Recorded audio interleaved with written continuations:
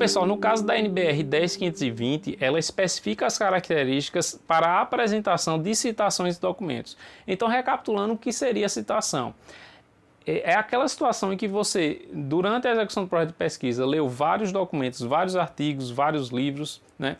E você quer, durante a escrita do texto, né, na elaboração de argumentação, você quer citar um determinado título que você leu. Então, assim, aquela frase que você está escrevendo, para você construir aquele argumento, você criou aquele pensamento com base na leitura do trabalho de alguém. Então, para você registrar isso no seu documento, né, e permitir que o leitor vá atrás desse documento completo, você faz o recurso de citação. Então, assim, novamente, isso é o tipo da informação que a forma de fazer a citação é a informação mais de referência, mais factual, que aí eu não vou entrar nesse detalhe, vai ter o slide para você consultar, e eu também vou deixar lá no AVA um PDF no formato mais de tutorial, com vários exemplos, tá? Então, a minha sugestão é que vocês, quando forem fazer o artigo, tente se utilizar desse material formatado de acordo com as regras, mas se tiver dúvida, pode me procurar. O que é importante vocês conhecerem é pelo menos os tipos de referência que eu vou explicar, né? O que é que a BNT provisiona, o que é importante saber as diferenças, mas a formatação eu deixo para vocês fazerem essa consulta, tá? Então, assim, existem os dois tipos básicos de citação que a gente vê com mais frequência, é a citação direta e indireta. No caso de computação, inclusive, o mais comum é a citação indireta, tá? Então, o que seria a citação direta, começando por ela? Seria a transcrição textual de parte da obra do autor consultado. Então, é aquela situação que alguém lê um artigo, lê um livro e quer trazer esse conhecimento para o seu trabalho, mas quer copiar na íntegra, do jeito que está escrito lá. Então, você vai colocar aspas, vai escrever o texto da forma que está lá, fechar com aspas, né? Se tiver mais de 5 linhas, você vai botar com a fonte menor, recuado. Então tem as regras de formatação, como eu já disse, eu não vou entrar tanto nesse detalhe. Mas uma questão que é mais curiosidade é que tem algumas áreas que se usa mais de citação direta. Então a área de humanas usa muito, né? A área de computação, como eu já disse, usa mais citação indireta. O que seria a indireta? Seria o texto baseado na obra de um autor consultado. Então, assim, você lê um texto, mas criou o seu próprio raciocínio, seu próprio texto, e o que está no seu documento não é o texto que você leu. É algo modificado que você reconstruiu com base na leitura. Mas ainda assim você quer permitir ao leitor que entenda de onde você construiu aquela argumentação, né? Então você escreve com suas palavras e coloca a citação indireta, tá? Bom, e um outro tipo de citação é a citação de citação, né, que se usa o recurso de APUD, que é aquela situação que você não tem acesso ao título original. Então imagina alguém que é da área de história e que ele quer citar um documento histórico que está no museu na Europa e que ele não tem acesso para pegar aquele documento e ler.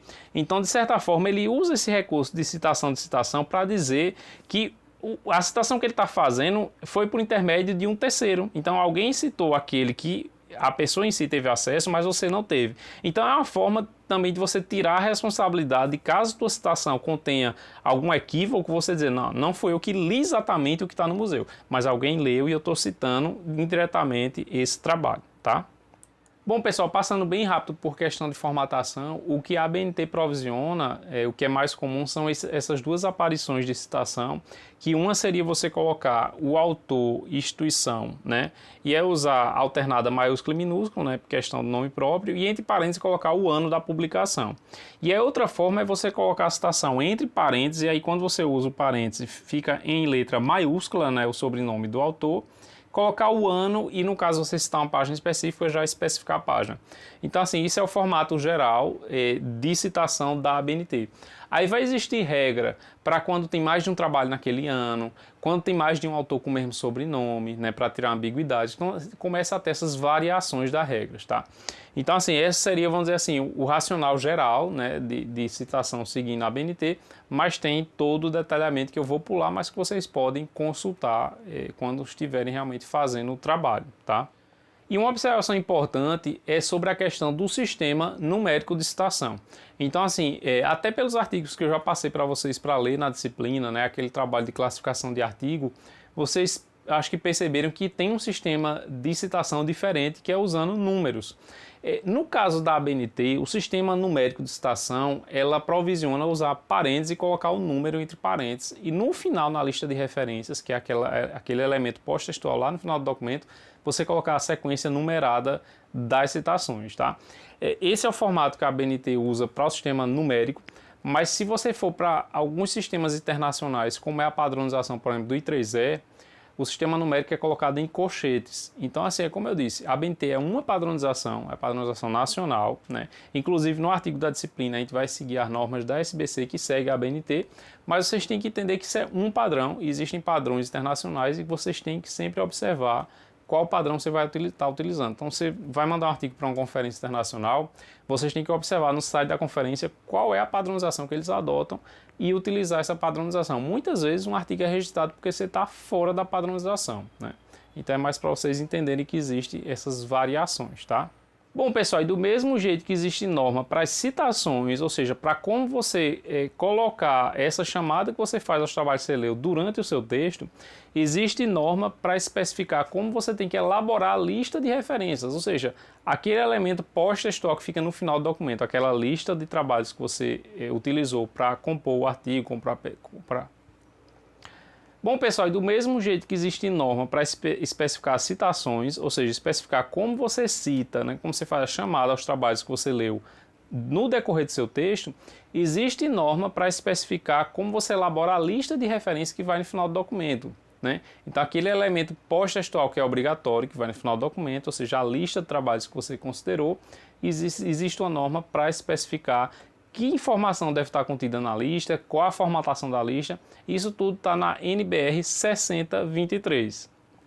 Bom, e aí novamente, hoje em dia, com o ferramental que a gente tem para produzir texto, né, esse tipo de conhecimento passou a ser um pouco menos necessário, né? Então, assim, no passado, essas listas você fazia tudo manualmente e era importante você conhecer a padronização. Mas assim, hoje em dia, se você pegar um processador de texto moderno para trabalho acadêmico, né, e pegar um template, né, um modelo direcionado, você fazendo a citação a partir de uma biblioteca de referência e citar no seu texto, essa lista de referência que vem no final, ela é construída pela tua ferramenta, assim como o sumário é construído. Então, assim, é bom você conhecer as regras para você fazer uma revisão e verificar se a ferramenta fez corretamente. Então, assim, se você tiver com LaTeX, tiver com Word usando o recurso de referência automatizado, a lista vai ser construída de forma automática, tá? Então, é o tipo de conhecimento que eu acho importante também. A gente vai passar um pouco mais rápido, porque vocês podem fazer uma consulta depois sobre esses detalhes de formatação e de inclusão de informação, tá? Bom, pessoal, como eu falei no início do vídeo, a gente entrou numa fase diferente da disciplina e a gente não vai ter mais aquelas atividades semanais. Então, assim, todo o conteúdo que eu passar para vocês, o foco vai ser vocês aproveitarem para a elaboração do artigo. Então, assim, essa fase exige um pouco mais de proatividade de vocês, né? E qualquer dúvida que vocês tenham, vocês têm que entrar em contato de imediato para a gente não acumular dúvida, porque agora o tempo vai passar bem rápido e quando vocês perceberem já vai estar na data de entrega do artigo, tá? Então, assim, espero que vocês tenham pelo menos captado o conceito geral da estrutura da ABNT para trabalho acadêmico, né? Ou seja, quais são as normas que existem, né? Qual é o tipo de informação que existe. Algumas informações, como eu disse, vocês vão ter que correr atrás, né? Algumas vocês vão pegar pronta pelo template que eu vou passar para vocês. Mas, assim, quando vocês estiverem escrevendo, tentando formatar alguma coisa, tiver dúvida, entre em contato que a gente resolve, tá bom? Valeu, pessoal!